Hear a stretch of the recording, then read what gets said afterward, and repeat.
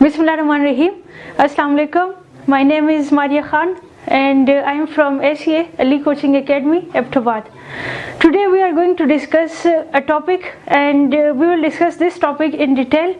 अब ये जो टॉपिक है दिस इज़ अबाउट कैपेसिटर का जो टॉपिक है इसको हम डिटेल में डिस्कस करेंगे। कैपेसिटर ओवरऑल अगर आप देखिए तो this is very important for your paper and as well as this is important for ईटा, राइट। तो कैपेसिटर को हम डिटेल में डिस्कस करेंगे शुरू से लेकर। अब कैपेसिटर का जो टॉपिक है this is a very lengthy topic and this is a very detailed topic, right. तो कैपेसिटर को हम स्टार्ट करेंगे डेफिनेशन से लेकर, फिर हम कैपेसिटर के बारे में पढ़ेंगे, फिर हमारे पास डिफरेंट टाइप्स के कैपेसिटर्स होते हैं, कैपेसिटर की कंस्ट्रक्शन क्या होती है, ठीक। कैपेसिटर का जो पुराना नेम था वो क्या था, आजकल इसको कैपेसिटर कहते हैं, पुराने ज़माने में इसको क्या कहा जाता था, ये सारी बातें। इसके अलावा कैपेसिटर में कितनी एनर्जी स्टोर होती है, कितनी एनर्जी वेस्ट होती है, ठीक। एंड कैपेसिटर में एनर्जी वेस्ट क्यों होती है, कैपेसिटर कौन सा कैपेसिटर सबसे बेस्ट है, ठीक। इसके अलावा कैपेसिटर की जो टाइप्स है और इसकी जो कम्बिनेशंस है like parallel combination and series combination, उसकी आप एग्जांपल्स किस तरह से सॉल्व करेंगे, उसका इक्विवेलेंट कैपेसिटर किसके बराबर होता है, कैपेसिटेंस किस किस चीज़ पे डिपेंड करता है, चार्जिंग की वैल्यू कितनी होगी और डिस्चार्जिंग की वैल्यू कितनी होगी। तो ये सारी चीज़ें ये हम डिस्कस करेंगे इस लेक्चर में। So let's start. सबसे पहले हमने डिफाइन करना है कैपेसिटर को, राइट। तो कैपेसिटर, अब कैपेसिटर आपके पास क्या है, the old name of a capacitor is condenser,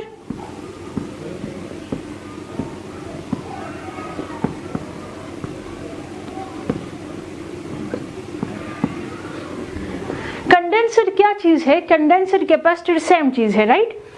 अब कंडेंसर हमारे पास या कैपेसिटर हमारे पास वो डिवाइस है which is used to store electric charge.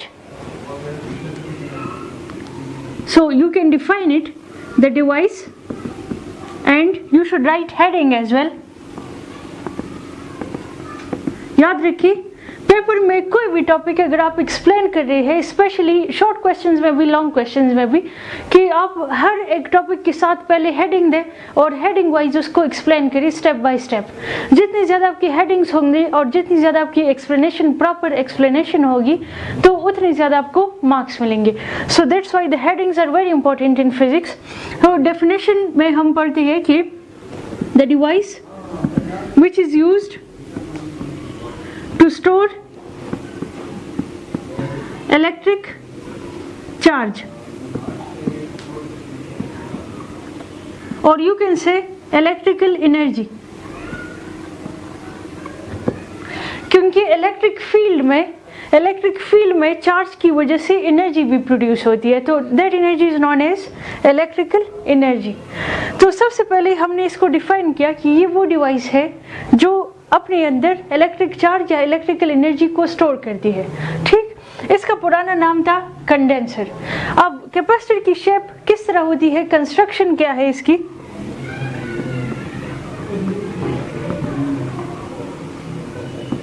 The construction of capacitor is it consist of two conductors,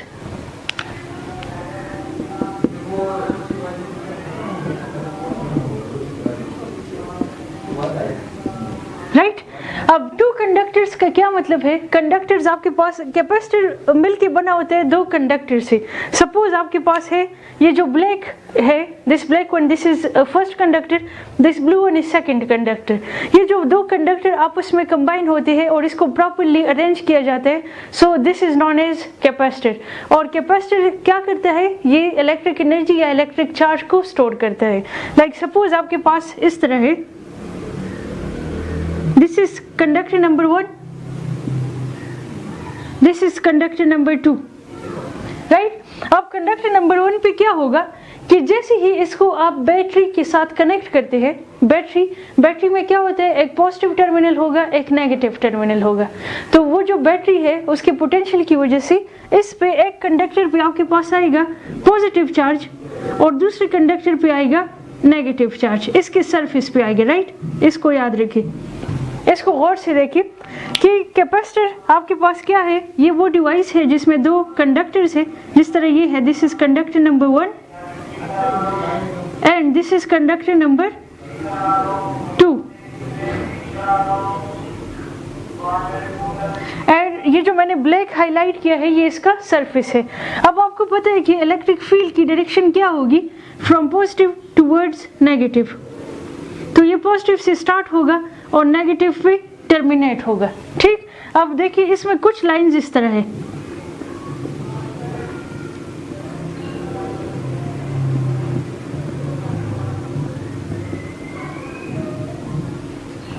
ठीक। अब देखिए, अब यहाँ पे आपको क्लियरली ये नजर आ रहा है कि ये जो इलेक्ट्रिक फील्ड है जो एक दूसरे के साथ, ये देखिए इस पॉइंट से स्टार्ट हो रहे हैं, इस पॉइंट पे खत्म हो रहे हैं, टर्मिनेट हो रहे हैं। उसकी रीजन ये है कि इलेक्ट्रिक फील्ड की डायरेक्शन आपको ऑलरेडी पता है कि bye convention electric field positive charge से स्टार्ट होते हैं, नेगेटिव चार्ज पे खत्म होते हैं, यानी पॉजिटिव चार्ज से स्टार्ट होकर नेगेटिव पे टर्मिनेट होता है। तो ये इलेक्ट्रिक फील्ड की डायरेक्शन हो गई। इसकी वजह से तो कैपेसिटर में इलेक्ट्रिक चार्ज या इलेक्ट्रिक एनर्जी स्टोर हो जाएगी। बट ये जो लाइंस है, ये वाली और ये वाली, इन लाइंस की वजह से कुछ एनर्जी या कुछ चार्ज वेस्ट होगा। तो ये हम पढ़ेंगे कि कैपेसिटर में कितनी एनर्जी स्टोर होती है, कितनी वेस्ट होती है, ये हम एनर्जी वाले टॉपिक में डिटेल में डिस्कस करेंगे। अब इस वजह से ये जो कुछ एनर्जी आपके पास वेस्ट हो रही है, इस वेस्टेज को कम करने के लिए आपके पास जो सबसे बेस्ट कॉम्बिनेशन ऑफ कैपेसिटर है वो है parallel plates capacitor. Parallel plates को आप किस तरह से ड्रॉ कर सकते हैं, लाइक दिस। अब ये देखिए, ये जो दो प्लेट्स है they are parallel to each other. इसमें क्या होगा, इस प्लेट पे पॉजिटिव चार्ज होगा, इस पे नेगेटिव चार्ज होगा। इसका मतलब ये है कि ये जो प्लेट है ये पॉजिटिवली चार्ज है और ये जो प्लेट है ये नेगेटिवली चार्ज है। ठीक, अब एक तो हमारे पास अब कैपेसिटर में ये चीज आ गई कि it consist of two conductors या टू प्लेट्स। ठीक, दूसरी इंपॉर्टेंट चीज इसमें ये है कि ये जो दो प्लेट्स है ये एक दूसरे से स्पेसिफिक डिस्टेंस पे पड़े होंगे। लाइक सपोज अगर आपके पास ये दो प्लेट्स है तो ये स्पेसिफिक डिस्टेंस पे पड़े होंगे, इनके बीच में ये स्पेसिफिक डिस्टेंस होगा and that is represented bye d। ठीक, d is the distance between these two plates. d इन दोनों प्लेट्स के बीच में आपके पास डिस्टेंस है। अब इस डिस्टेंस को आप जितना इंक्रीज करेंगे, ठीक, डिस्टेंस को आप जितना इंक्रीज करेंगे, डिस्टेंस इंक्रीज करने का मतलब ये है कि प्लेट्स को आप एक दूसरे से दूर करें। ठीक, डिस्टेंस जितना इंक्रीज करेंगे उतना कैपेसिटर में कम चार्ज स्टोर होगा और डिस्टेंस को आप जितना कम करेंगे उतना कैपेसिटर में ज्यादा चार्ज स्टोर होगा। सो दिस इज इम्पोर्टेंट। अगर डिस्टेंस आपके पास ज्यादा है तो कम चार्ज स्टोर होगा, अगर डिस्टेंस कम है तो ज्यादा चार्ज स्टोर होगा।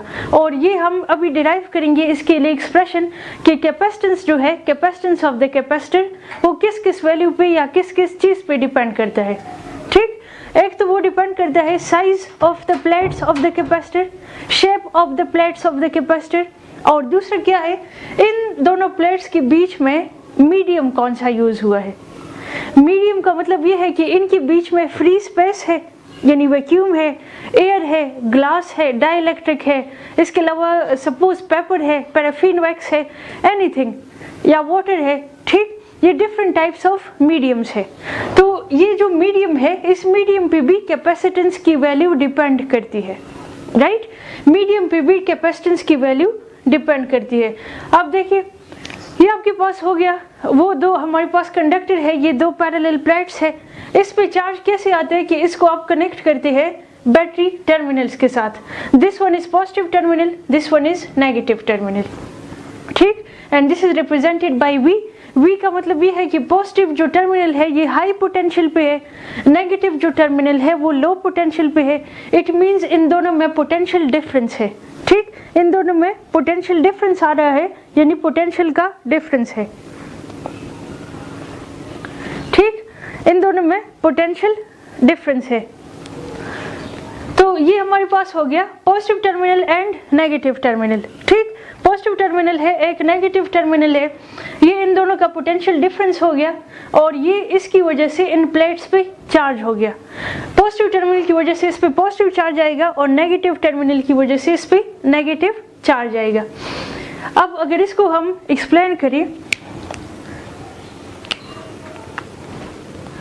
तो यहाँ पे अगर आप देखिए कैपेसिटेंस की वैल्यू, अब देखिए जितना ज़्यादा पोटेंशियल डिफरेंस होगा, ये इंपॉर्टेंट है, ठीक है, जितना ज़्यादा आपके पास पोटेंशियल डिफरेंस होगा उतना ज़्यादा इन प्लेट्स पे चार्ज स्टोर होगा।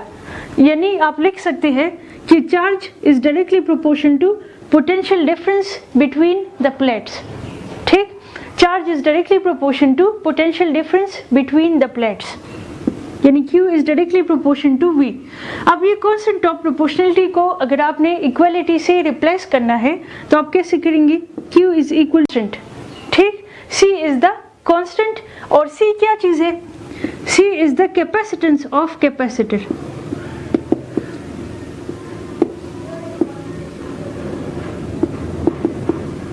Right, C is the capacitance of capacitor। Capacitance को आप किस तरह डिफाइन कर सकते हैं, the ability of a capacitor to store electric charge, the ability of capacitor to store electric charge। Capacitor की एबिलिटी कि वो अपने अंदर, उसकी कितनी एबिलिटी है, वो अपने अंदर कितना चार्ज स्टोर कर सकता है, this is capacitance and this is denoted by C। इसका मैथमेटिकल फॉर्म किसके बराबर है, बोथ साइड को डिवाइड करी V पे, so this will become V और V कैंसिल आउट, मतलब ये खत्म हो जाएंगे, so C is equal to Q divided by V, right, C is equal to Q divided by V, यानी capacitance is the ratio of charge to potential difference. इसका unit भी यहाँ से ही डिराइव हो रहा है, चार्ज का यूनिट है कूलम एंड वोल्टेज या पोटेंशियल डिफरेंस का यूनिट है volt, coulomb per volt, and this is equal to farad. Farad is the unit of capacitance of capacitor, ठीक, farad is the unit of capacitance of capacitor. Farad, अब capacitance क्या है, this is a scalar quantity, this is not a vector quantity, this is scalar quantity क्योंकि इनका direction के साथ, इसके साथ कोई डायरेक्शन एसोसिएटेड नहीं है। ये फेरेड हो गया। इसके अलावा इसके जो मल्टीपल्स है, फेरेड के मल्टीपल्स, मल्टीपल्स इसके कौन कौन से है, there are basically 3 multiples. Microfarad, it is represented by capital F, nanofarad and picofarad। Microfarad means 10 raised to power minus 6 farad, nanofarad means 10 raised to power minus 9 farad, and pico is 10 raised to power minus 12 farad, right? तो ये हमारे पास इसकी multiples हो गई, ये इसकी construction हो गई। इसमें 2 पैरेलल प्लेट्स है, एक बैटरी है, इन प्लेट्स के बीच में एक डिस्टेंस है, उस डिस्टेंस में एक मीडियम होगा। एक और चीज़ इंपॉर्टेंट पॉइंट ये है कि अगर आप डाइलेक्ट्रिक को एज ए मीडियम रखते हैं, ठीक, डाइलेक्ट्रिक को आप अगर एज ए मीडियम रखते हैं तो उससे कैपेसिटर की चार्जिंग की वैल्यू इंक्रीज होती है। डाइलेक्ट्रिक को जब आप, डाइलेक्ट्रिक क्या है, शीट ऑफ इंसुलेटर है एक्चुअली, तो इंसुलेटर को जब आप प्लेट्स के बीच में रखेंगे उसकी वजह से कैपेसिटर की कैपेसिटेंस इंक्रीज होती है। कैपेसिटेंस क्यों इंक्रीज होती है, क्योंकि टाइम कांस्टेंट की वैल्यू इंक्रीज होती है, ठीक, तो टाइम कांस्टेंट की वैल्यू आपके पास इंक्रीज होगी जिसकी वजह से इसकी कैपेसिटेंस की वैल्यू भी इंक्रीज होगी। ये हो गया। इसके बाद अब हम पढ़ते हैं कि कैपेसिटेंस किस किस चीज़ पे डिपेंड करता है।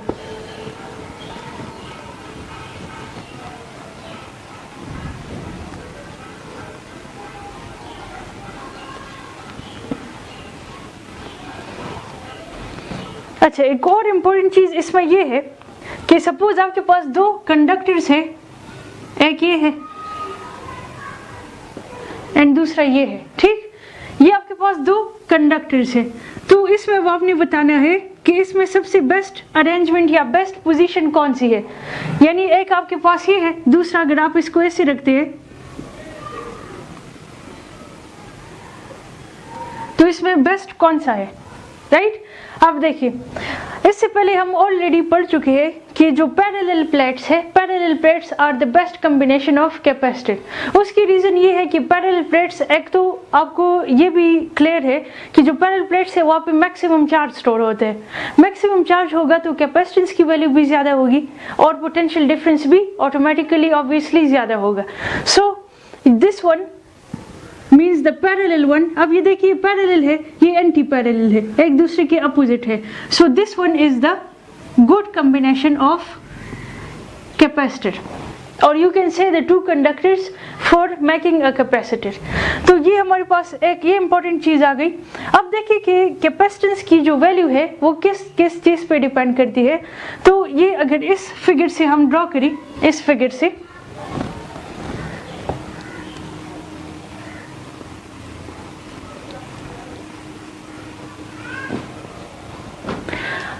अगर आप देखिए तो ये दो पैरेलल प्लेट्स है आपके पास, this is positively charge, this is negatively charge. ठीक, तो इसमें क्या होगा, अकॉर्डिंग टू गोज लॉ, क्या कहते हैं कि अगर आपके पास पैरेलल प्लेट्स है उसकी वजह से इलेक्ट्रिक फील्ड इंटेंसिटी की वैल्यू क्या होगी, अकॉर्डिंग टू गोज लॉ। ये हम प्रूफ स्टार्ट कर रहे हैं फॉर कैपेसिटेंस, कि कैपेसिटेंस की वैल्यू किस किस फैक्टर पे डिपेंड करती है, क्योंकि this is important for your paper and eta as well, right. तो ये आपके पास इंपॉर्टेंट चीज है, that's why we need to derive it. तो हम स्टार्ट करते हैं according to Gauss law.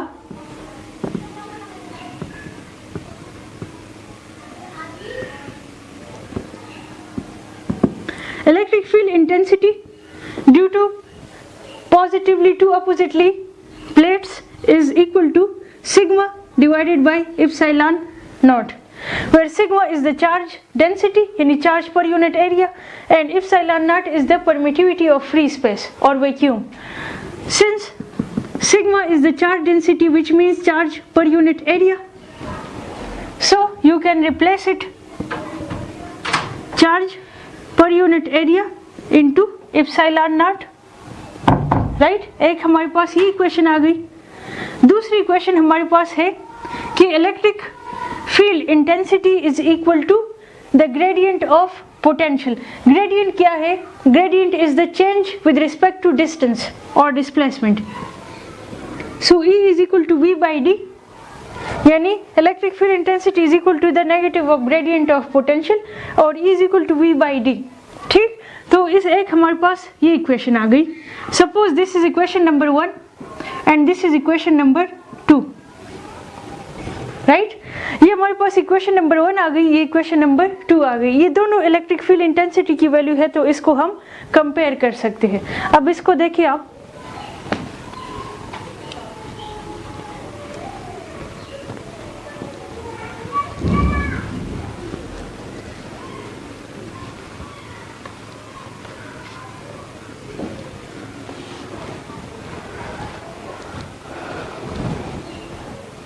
comparing equation 1 and equation 2.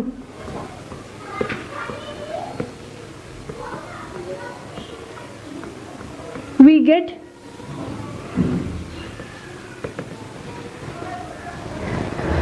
Q by A epsilon naught is equal to V divided by D।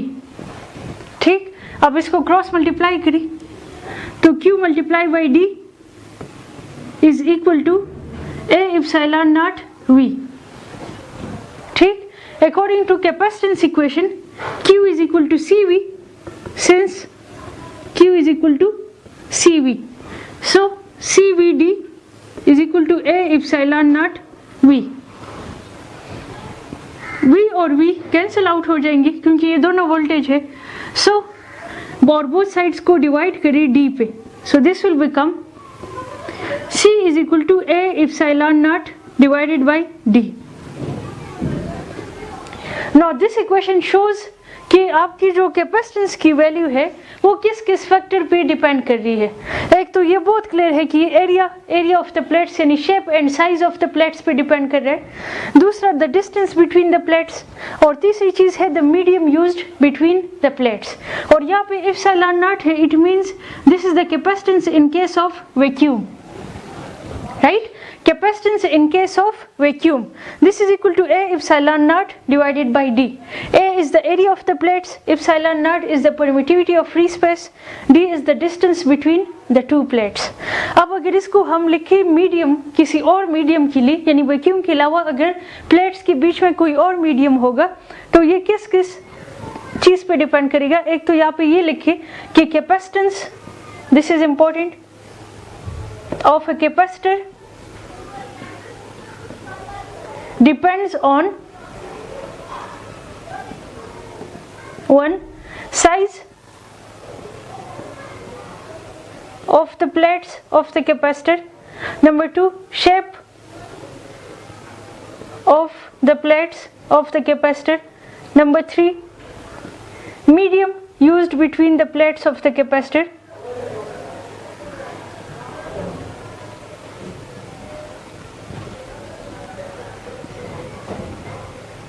and number 4 is the distance between the plates of the capacitor.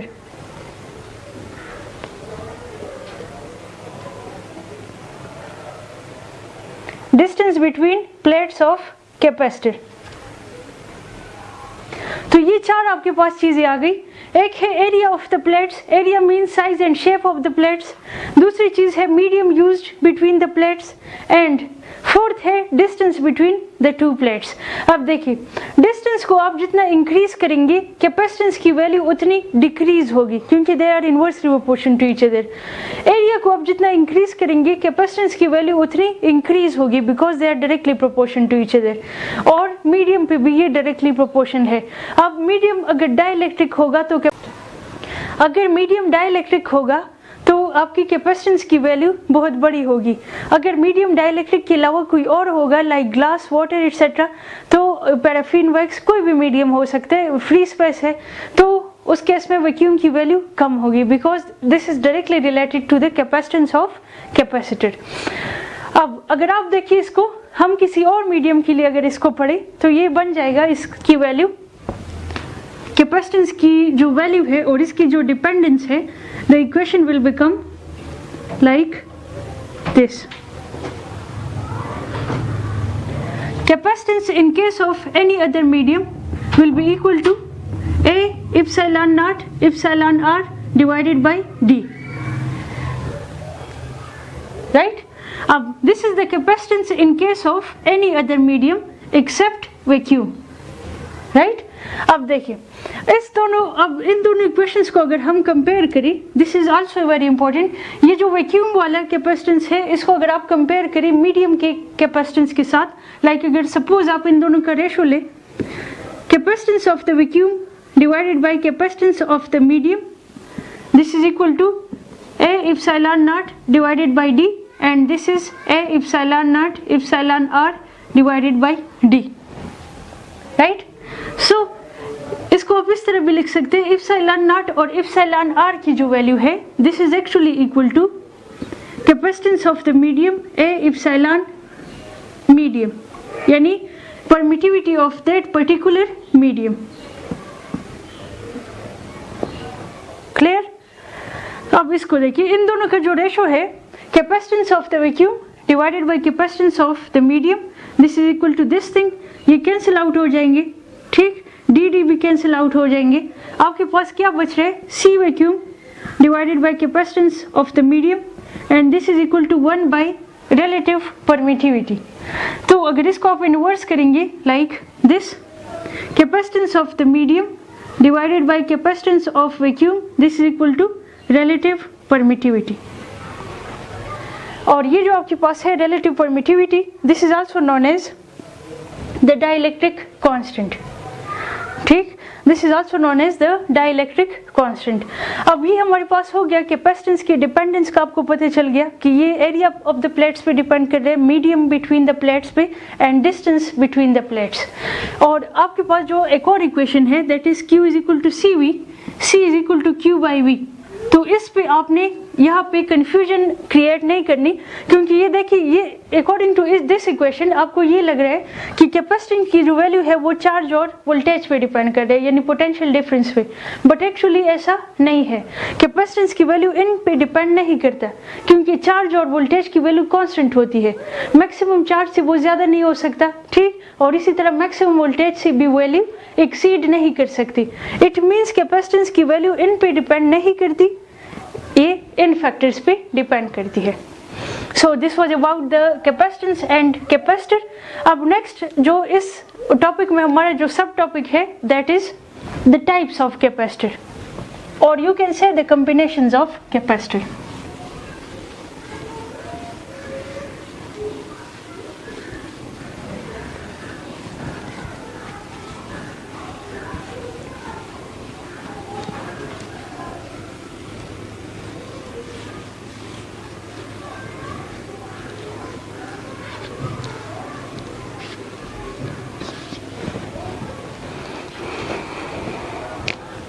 So the next topic is combinations of capacitor.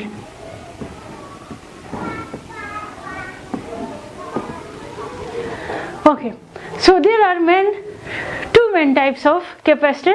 एक आपके पास है series combination, दूसरा आपके पास है parallel combination, ठीक। तो जो सीरीज कॉम्बिनेशन है पहले उसको डिस्कस करते हैं। The first one is series combination of capacitor. Series combination को हम ग्राफिकली अगर ड्रॉ करें तो आपको ज़्यादा क्लियर हो जाएगा। सीरीज कॉम्बिनेशन में क्या होता है कि सपोज ये आपके पास बैटरी है, बैटरी की पॉजिटिव नेगेटिव टर्मिनल है और ये कैपेसिटर के प्लेट्स है। This is C1 capacitor number 1, this is capacitor number 2। सबसे सिंपलेस्ट केस लेते हैं ओनली 2 कैपेसिटर्स का। अब 2 कैपेसिटर्स अगर आपस में इस तरह से कनेक्ट है तो आप कहेंगे कि they are connected in series, right. This is capacitor 1, this is capacitor 2। ये वाला जो प्लेट है दिस इज पॉजिटिव प्लेट, यानी पॉजिटिव चार्ज है, ये नेगेटिव चार्ज है। इसी तरह ये पॉजिटिव चार्ज है, ये नेगेटिव चार्ज है, ठीक। ये हमारे पास इसकी डायग्रामेटिक रिप्रेजेंटेशन होगी। अब सीरीज में आपने याद रखना है कि सीरीज में आपके पास चार्ज सेम होगा, ठीक। सीरीज में चार्ज सेम होगा, वोल्टेज की वैल्यू डिफरेंट होगी। So the charge in same in series and the voltage is different in series. उसकी रीजन ये है कि ये जो आपके पास बैटरी है एक ही वोल्टेज है, वोल्टेज जब इस पॉइंट तक जाएगा तो यहाँ पे ज़्यादा वोल्टेज होगा और यहाँ पे वोल्टेज ड्रॉप की वजह से नेक्स्ट कैपेसिटर तक कम वोल्टेज जाएगा, ठीक। यहाँ पे आपके पास ज़्यादा वोल्टेज होगा, यहाँ पे कम वोल्टेज होगा। मींस दोनों कैपेसिटर अगर सीरीज में कनेक्ट है तो उसमें वोल्टेज का डिफरेंस आएगा, यानी वोल्टेज डिफरेंट होगा, ठीक, और चार्ज दोनों में सेम होगा, राइट। अब एक और इम्पोर्टेंट चीज़ ये है कि कैपेसिटेंस की वैल्यू उस चीज़ पे डिपेंड करेगी जो डिफरेंट होगी। लाइक इस केस में कैपेसिटेंस की वैल्यू वोल्टेज पे डिपेंड करेगी, ठीक। और इसकी इक्वेशन आपके पास वही है Q is equal to CV, ठीक। तो आपके पास क्या है, वोल्टेज की वैल्यू अगर आप निकालते हैं so this will become V is equal to Q by C, सही। अब देखिए C1 है और C2 है, यानी कैपेसिटर नंबर 1 है, कैपेसिटर नंबर 2 है। इसका जो वोल्टेज होगा दैट विल बी V1 और इसका जो वोल्टेज होगा that will be V2, right. Voltage V1 is equal to Q divided by C1 and this is Q divided by C2, right. अब इसका जो टोटल वोल्टेज होगा, total voltage that will be the equivalent voltage, सही। Equivalent voltage किसके बराबर है, Q divided by C equivalent, यानी equivalent capacitance, and this is Q divided by C1 plus Q divided by C2। और जितने भी आपके पास कैपेसिटेंस होंगे, कैपेसिटर्स, उनके समेशन के बराबर होगा। तो ये हमारे पास हो गया Q divided by CE and this is equal to Q divided by C1 plus Q divided by C2, ये हो गया। अब अगर इस सर्किट को हमने सिंप्लीफाई करना है ना, सिंप्लीफाई आप किस तरह करेंगे कि इसको आपने कन्वर्ट करना है, एक ही बैटरी है प्लस माइनस टर्मिनल्स का और एक आपके पास इक्विवेलेंट कैपेसिटेंस आएगा। this is actually the equivalent capacitance, this will be the positive plate, this will be the negatively charged plate. ये हमारे पास आ गया. अब देखिए ये जो आपके पास इक्विवेलेंट कैपेसिटेंस है, तो इस सर्किट को हमने इस तरह सिंप्लीफाई करना है, सिंप्लीफाई करना है. अब ये हमारे पास इक्विवेलेंट कैपेसिटेंस आए, इसको देखिए आप कि V equivalent is equal to V1 plus V2, right? V is the voltage, right? So this is Q divided by C equivalent, and this is Q divided by C1 plus Q divided by C2. ठीक, अब यहाँ से मैं Q common ले लेती हूँ, so this will become 1 by C1 plus 1 by C2, और यहाँ से भी हमारे पास Q है, तो ये दोनों कैंसिल आउट हो जाएंगे, खत्म हो जाएंगे दोनों. तो this will become 1 by C equivalent is equal to 1 by C1 plus 1 by C2, right? 1 by C equivalent is equal to 1 by C1 plus 1 by C2, and this is actually the equation for calculating the equivalent capacitance in series combination of capacitors. Series combination में जब आप equivalent capacitance calculate करेंगे तो आप ये वाला equation या ये formula आप use करेंगे. इसके लिए एक और shortcut formula ये है कि equivalent capacitance is C1 C2 divided by C1 plus C2. ठीक, अगर equivalent आपने, this is the shortcut formula for this calculating series combination equivalent capacitance. For example, अगर आपके पास दो कैपेसिटर्स है, उनकी कैपेसिटेंस की वैल्यू सेम है, ठीक, like suppose C1 is equal to C2 and this is equal to C, यानी दोनों की सेम कैपेसिटेंस की वैल्यू है, तो ये बन जाएगा C into C divided by C plus C, C square divided by 2C.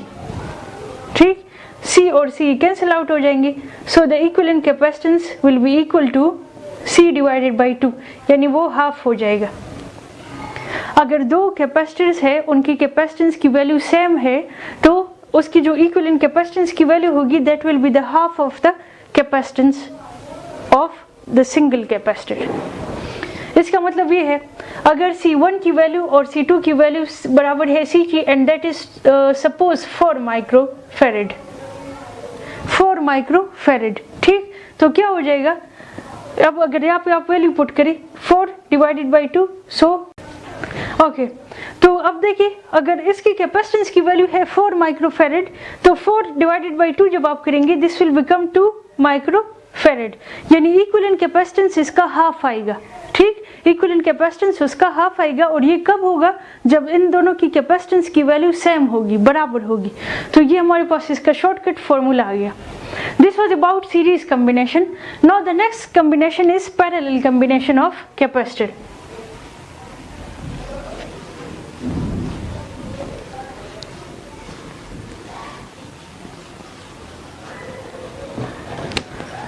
The second combination is parallel combination of capacitor. Parallel combination को हम किस तरह ड्रॉ कर सकते हैं?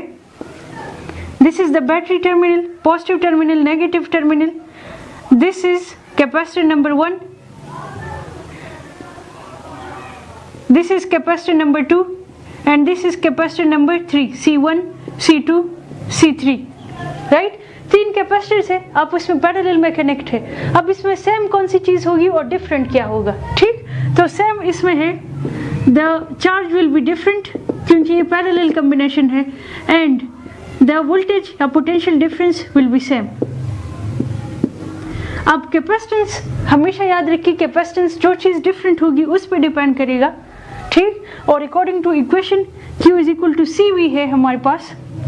आपके पास यहाँ पे 3 कैपेसिटर्स है, तो ये बन जाएगा ratio of Q1, Q2, Q3. ठीक, Q1 हमारे पास है CV1 या C1V, बिकॉज वोल्टेज तो सेम है, C1V, C2V एंड C3V. ठीक, और जो इक्विवेलेंट इसका होगा, the equivalent charge that will B C equivalent V. Equivalent capacitors और इक्विवेलेंट कैपेसिटेंस एंड वोल्टेज. अब इसको देखिए, इसको अगर हम यहाँ पे कैलकुलेट करें, इसका जो इक्विवेलेंट कैपेसिटेंस है, so this will be something like this. C equivalent V is equal to, क्योंकि हमारे पास है V equivalent is equal to V1 plus V2 plus V3. C equivalent V is equal to, sorry, this is Q. Equivalent charge is Q1 plus Q2 plus Q3, right? Equivalent charge बराबर है Q1 plus Q2 plus Q3 के, तो ये हमारे पास हो गया C equivalent V is equal to C1V plus C2V plus C3V। ठीक, अब देखिए यहाँ से मैं V कॉमन ले लेती हूँ, this will become C1 plus C2 plus C3 और ये है C equivalent into V। V और V कैंसिल आउट हो जाएंगे and the equivalent capacitance is C1 plus C2 plus C3। This is the formula for calculating the equivalent capacitance of parallel combination of capacitors. अब parallel combination is very simple, इसमें याद रखिए, इसके लिए अब ईटा की क्वेश्चन इसमें किस टाइप की आती है कि सीरीज कम्बिनेशन में जो इक्विवेलेंट कैपेसिटेंस होगा that will be less than the smaller capacitance in the circuit. ठीक, and parallel combination में जो equivalent capacitance होगा that will be greater than the largest capacitance in the network. इसको देखिए आप, this is for parallel series की equation भी मैं यहाँ पे लिख लेती हूँ, 1 by C equivalent is equal to 1 by C1 plus 1 by C2। ठीक, अब देखिए इसका अगर सपोज आपके पास C1 की वैल्यू है 2 और C2 की वैल्यू है 4, ठीक, तो इसमें क्या हो जाएगा 2 और 4 का अगर आप एलसीएम लेंगे तो क्या आएगा 4, 2 2 is 4, 2 plus 4 1 is 4, 1, so this is 3 divided by 4 and equivalent capacitance this is actually 1 by C equivalent, तो C equivalent is equal to 4 divided by 3। ठीक, इसको अगर हम डिवाइड करेंगे तो this will be 1.3 फैरेड। ठीक, अब देखिए 1.3 की जो वैल्यू है वो इसमें सबसे छोटी कैपेसिटेंस से भी कम है, तो यही बात है कि सीरीज में क्या होगा, in series the equivalent capacitance is less than the smaller capacitance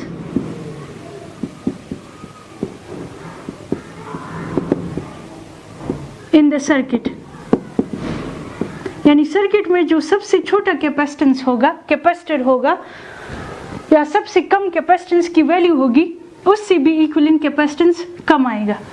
ठीक, दिस इज इंपॉर्टेंट। और पैरेलल में क्या होगा, पैरेलल में अगर इसको आप कंसीडर करिए, सपोज इसकी वैल्यू है 2 4 एंड 6, तो 4 + 6 is 10, 10 + 2 is 12 farad. It means जो इक्विवेलेंट कैपेसिटेंस की वैल्यू है that is greater than the larger capacitance in the circuit. In parallel the equivalent capacitance is greater than the larger capacitance in the circuit.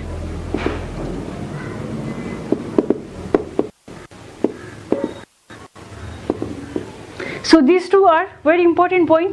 एक point आपके पास ये आ गया कि series में जो equivalent capacitance की वैल्यू होगी that will be less than the smaller capacitance in the circuit, whereas parallel में the equivalent capacitance will be greater than the larger capacitance in the circuit. Okay, so this was about the combinations of capacitors. अब last topic है हमारे पास कि capacitor में energy कितनी store होती है। ठीक, तो उसको करते हैं and then we will wind up this lecture.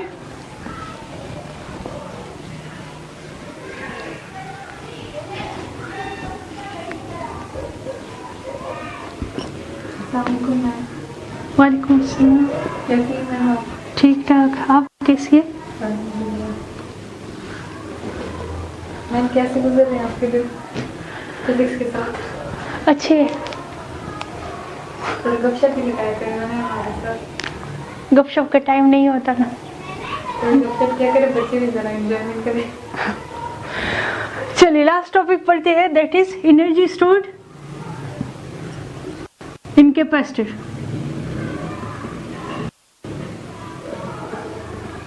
Now this is very simple and important as well.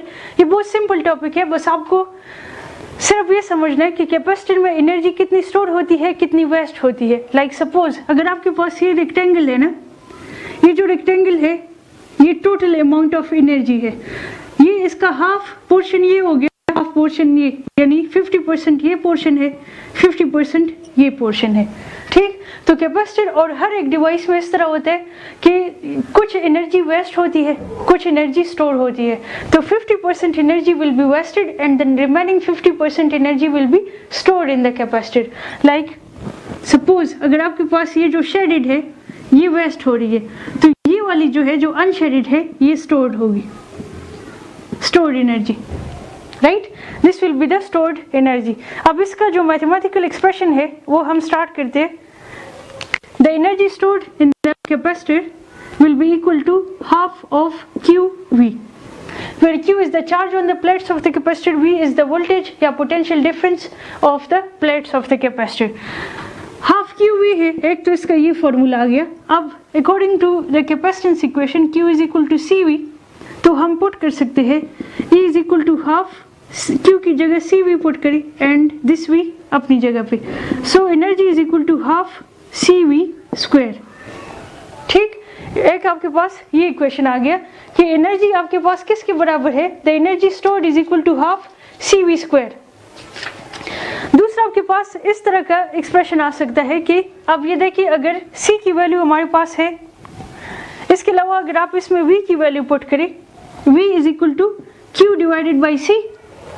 ठीक, तो ये बन जाएगा, इस इक्वेशन में अगर मैं ये वैल्यू पुट करूं, this will become E is equal to half Q अपनी जगह पे V की जगह ये वैल्यू पुट करी यानी Q divided by C, so this will become half of Q square divided by C. This is another formula for calculating the energy stored in capacitor.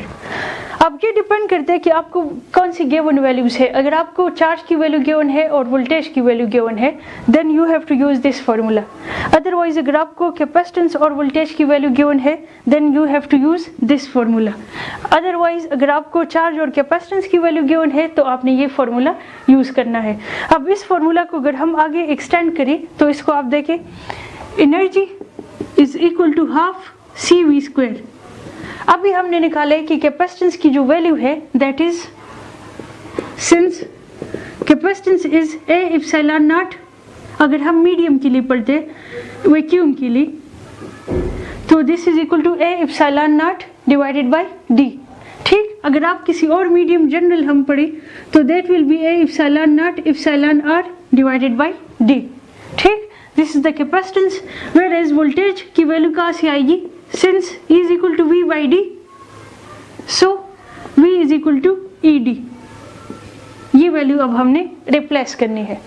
अब देखिए E is equal to half of capacitance की value है A epsilon naught epsilon R divided by D, और V की value हमने ये वाली replace करनी है दैट इज ED।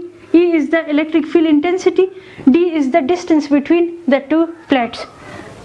इस पे स्क्वायर भी है, सो होल स्क्वायर। ये बन जाएगा E is equal to half A epsilon naught epsilon R E square D square divided by D। एक D तो इसके साथ कैंसिल आउट हो जाएगा।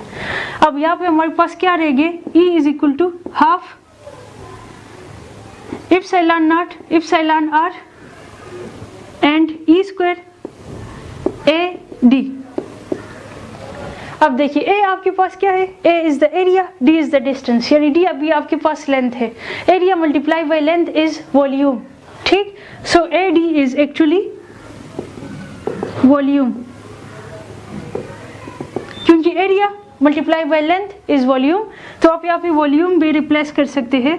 सो this is the expression for energy stored in capacitance epsilon not E square epsilon R into volume. ये energy है। अब अगर एनर्जी डेंसिटी आपने फाइंड करनी है which is the energy per unit volume, ठीक, तो उसके लिए सिंपल आपने क्या करना है, इसको डिवाइड करना है volume. This is the simple energy, और एनर्जी डेंसिटी क्या होगी, energy density is equal to half epsilon naught epsilon R E square into AD। AD is actually the volume divided by volume, यानी energy per unit volume. This is actually energy density, and energy density is energy per unit volume. तो energy की value हमारे पास यहाँ से आई, volume पे हमने divide किया. अब देखिए ये जो एडी है दिस इज वॉल्यूम, तो वॉल्यूम और वॉल्यूम कैंसिल आउट हो जाएंगे. ठीक, तो एनर्जी डेंसिटी हमारे पास आ जाएगी half epsilon not epsilon R E square, and this is the value of energy density. ठीक, अब देखिए इन दोनों में डिफरेंस देखिए. एनर्जी जो है वो डिपेंड कर रही है वॉल्यूम पे. वॉल्यूम का मतलब है वो एरिया और डी यानी डिस्टेंस पे डिपेंड कर रही है. Whereas energy density do not depend on the area of the plates of capacitor. ये एरिया पे डिपेंड नहीं कर रहा, ये एरिया पे डिपेंड कर रहा है. इस तरह ये डी पे डिपेंड नहीं कर रहा, ये डी पे डिपेंड कर रहा है. So this is the difference between energy and energy density of the capacitor. And this was all about capacitor. अब कैपेसिटर में एक और चीज़ सिर्फ ये रह गई है कि कैपेसिटर की चार्जिंग की वैल्यू कितनी होती है और डिस्चार्जिंग की वैल्यू कितनी होती है. तो जो चार्जिंग की वैल्यू है वो मैक्सिमम चार्ज उस पर 63.7% स्टोर होता है, 63.7%. डिस्चार्जिंग कितनी होती है, जो उसकी मिनिमम चार्ज की वैल्यू होती है ना, यानी जब वो बिल्कुल डिस्चार्ज होते हैं तो उसकी वैल्यू कितनी होती है 32.5.